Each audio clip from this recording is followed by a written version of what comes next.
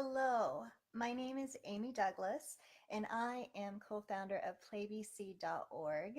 And I'm here to talk to you guys for just a little bit today on what that really means. What is PLAYBC.org? How do you navigate it? And all that. I am actually an autism parent myself. I have a 5-year-old on the spectrum, and I also have a 4-year-old who is not.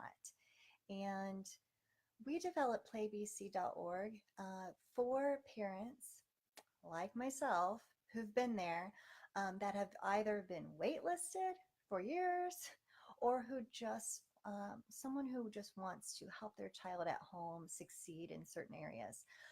I use early intervention resources with my 4-year-old who's not on the spectrum. I look at it as it's a way to help, if your child has a deficit or in any area, that you can kind of chime in and help support your child. I think that adults do the same thing in their life. You find an area that needs a little bit of work, and you gather your resources and you hop to it. So as parent, on a wait list, I know that it can be really devastating. It can be absolutely, you can feel defeated because here you're told that early intervention matters and you need to get started right away.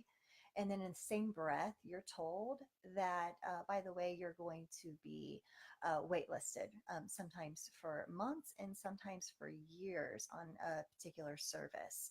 Even sometimes waiting for the evaluation, you can be waitlisted. And that can seem really daunting when you're actually told you need to get started right away. So I wanted to share that there are a lot of things that you as a parent can do from home and that you can resource that are available. A lot of them are free, and you can get started at home either while you're waitlisted, or if you, again, aren't waitlisted at all and you just want to help your child thrive in a particular area. So playbc.org has come to light, and it is full of the best resources available out there. It will constantly evolve and change, but some of the categories available for parents include speech and language. So if you've been waitlisted for speech therapy, that can just feel like the absolute worst. You're hearing from the teachers, your child, needs a little extra help. You're doing your best, you're working on it, you're frantically trying to help your child at home. So I know all about that. We were waitlisted for speech therapy for about, I think it was 16 months. It was ridiculous because it's not all the stars have to align, right? The insurance has to, matter, and who's covered where, and your schedule has to be fairly open and flexible to accommodate your child. So there's a lot that goes into it. But yes, we were waitlisted for 16 months for speech therapy. And that was quite awful. So what I did is I took courses that were available to help my child. I read books, but sometimes it's hard to know, like, what's the best, which ones have the best reviews, which ones have been tried and tested. So that's what PlayBC.org is going to give you. It's going to give you the best resources and a nice, gentle, clear path of where you can start based on where your child falls and based on the hat that you're willing to wear to help your child. Because yes, you still have to be parent first, and then you have to kind of interweave some of those, home therapies the best to your ability. Now, PlayBC is very important to myself because of those wait lists. Particularly by day, I am a child sleep coach. I work with a lot of the special needs population, that sometimes includes autism, sometimes ADHD. Um, Sometimes it's physical needs such as spina bifida. Sleep also is a catalyst for disrupting typical children all across America. So on an average given week, I am sometimes sleep coaching 50% children with autism and 50% neurotypical. And a lot of the same problems I hear.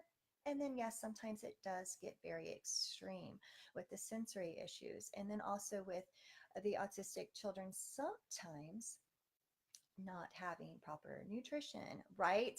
Because what else can you do? A parent is completely at their wits' end, they're lost, they're doing their best to help their child. And now they've gotten to a point where their child is not eating well, not sleeping well, but then asked to learn all these new concepts. So what I was hearing all working with my clients when it came to sleep was about these wait lists, nationwide, sometimes worldwide. And that just continued to pull at my heartstrings. Parents that say, I want to help my child, but I'm not really sure what to do. We've been on a wait list. We've been on a wait list for 2 years, and there's really no end in sight.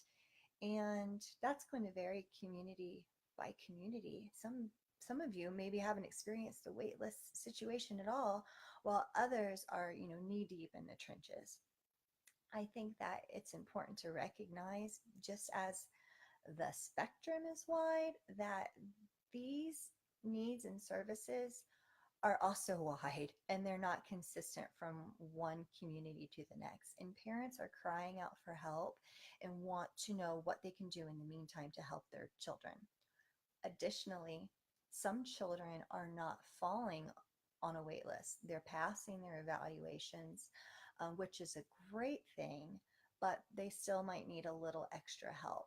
Okay, what it's really nice to hear that your child maybe doesn't quite qualify for speech therapy, or perhaps insurance won't cover it because they didn't score in the right realm.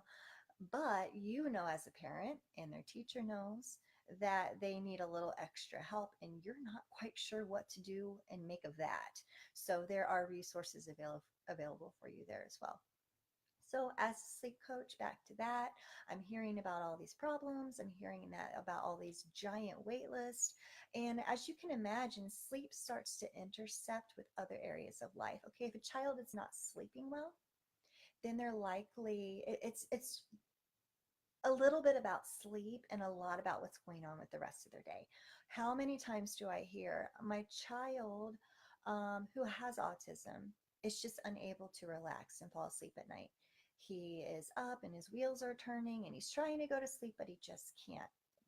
That is where I succeed at, because I understand the autistic mind all too well. And while no two are going to be the same, that is the that is the key point to it all, is you have to have like individual structured advice for the sleep component to figure out what's going on in your household.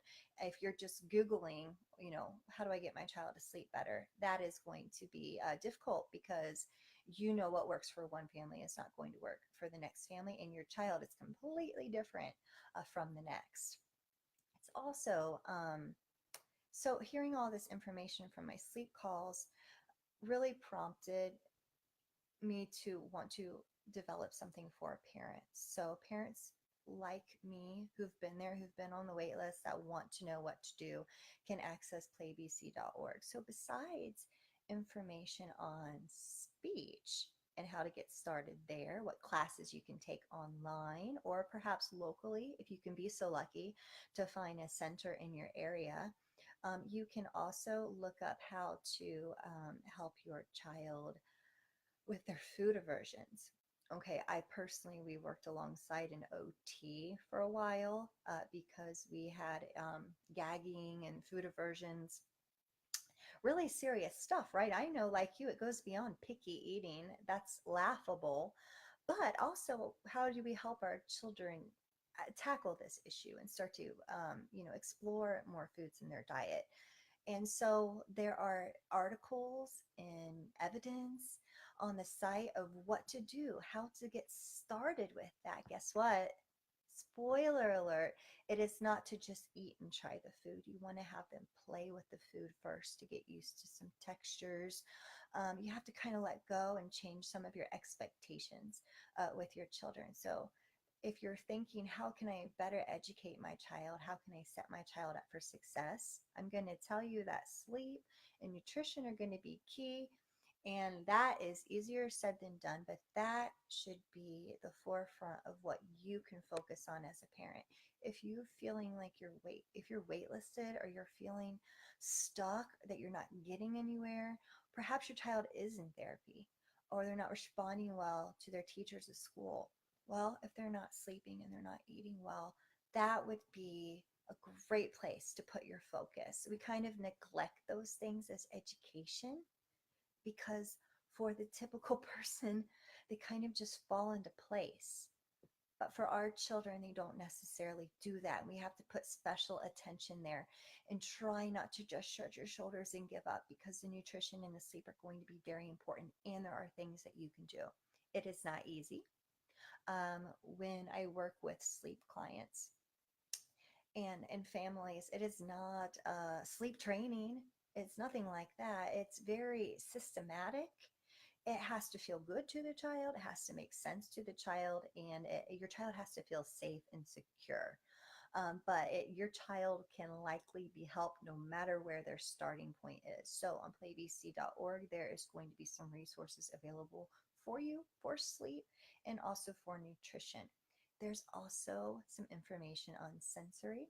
So that can be a huge obstacle, as you may have experienced, and how to help your child in those areas is can also play into their day. Remember, we want to lay that foundational work. We want them to be sleeping. We want them to be eating. We want them to be able to be touched or be directed with the speech. We want our children to be able to ask for help if they need help.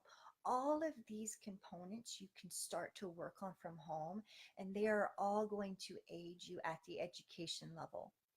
So that would be a really great way to look at it when you're stressed out because your child is on a wait list for ABA therapy or possibly play project. We never got to do that. We were on a wait list for so long. We couldn't even ever get to that. But that is a wonderful, from what I've learned and gathered about play project. But if you're on a list and you're thinking, how can I help my child now? Look at what you can contribute to as a parent. Still be a parent, but how can you work with your child? Is it going to be on sleep? Is it going to be on nutrition? Is it going to be on sensory? And then you can go to playbc.org, and it's going to direct you on how to tackle each of those areas and with practical advice. Okay, not just another article that goes in one ear and out the other because it's so far-fetched. These are things that you can really do to help and aid your child. So playbc.org, full of educational resources. And I link to most things that have worked for me. Since it is a site developed for parents, by parents, I try to make sure that they are resources that we have used in our household, that I'm familiar with, that we've had success with, that I've had friends and other family or even clients have success with. So I really want to make sure these have been tried and tested. Yes, because they work for one family doesn't mean every single component about them is going to work for yours, but that's all about educating yourself and finding your fit, seeing what's out there and what you resonate with, and then just jumping in. One of the things that I really like about the site is you're going to be able to focus on the area. If you were to sit down and make a priority list of how you would best like to be able to help your child, from there you can go on the site. If it was communication, whether that's speech, whether that's signing, whether that's receptive language, or just connecting, perhaps it's visuals, visual schedules, and how to start one of those. You're going to be able to then go to the communication area and dive in and find your resources. Perhaps your biggest problem is your child is not sleeping at night, and therefore they're not able to get through a full day of school, or you can't even plan your day out because you're not sure what's going to happen. Well, if sleep is at the forefront, then I would start with sleep. If they're not sleeping well because of their nutritional habits or they're hungry all night, well, then I might start with nutrition. So it's going to be broken down for you in the simplest of ways with the best resources to access. And from there, you can explore on your own. I'll know Pinterest is very helpful. I actually utilize Pinterest a lot. I buy a lot of my resources off Amazon. I make a ton of my own. I don't know if you see Pete the cat and his groovy buttons behind me. He was just made out of felt. He would fall into the connecting aspect of the site. So it's important as parent to have fun with your kid. And sometimes kids don't quite know how to have fun, or we have to figure out what fun means for each of them. So I like to find ways to, connect and engage with my child rather than just reading books and just doing worksheets and just doing Play-Doh. I try to think outside the box and really engage them, because laughter and happiness is going to be that foundation, and really helps them open up to learning. For those of you who've been so lucky to experience the Play Project, you probably know all that, how important it is to connect with your child. So I can't say enough good things about the resources that are included. Um, I hope that you like it as well, and hope that you share it with a friend. If there's something that you think the site's missing, and you say, I don't understand why you would neglect this obvious, wonderful resource, you should email playbcfamily@gmail.com. And really happy to look at all suggestions. Again, this is a site in progress. It's for parents by parents. And I believe that you will find at least something on there that you're looking for that can help steer you in the right direction while you're waitlisted, or while you're waiting for some services, or while you're trying to help your child in the comfort of your own home. There are things that you can do. There's things you can do, mom and dad. So I hope that this has been helpful for you. And thanks for tuning in.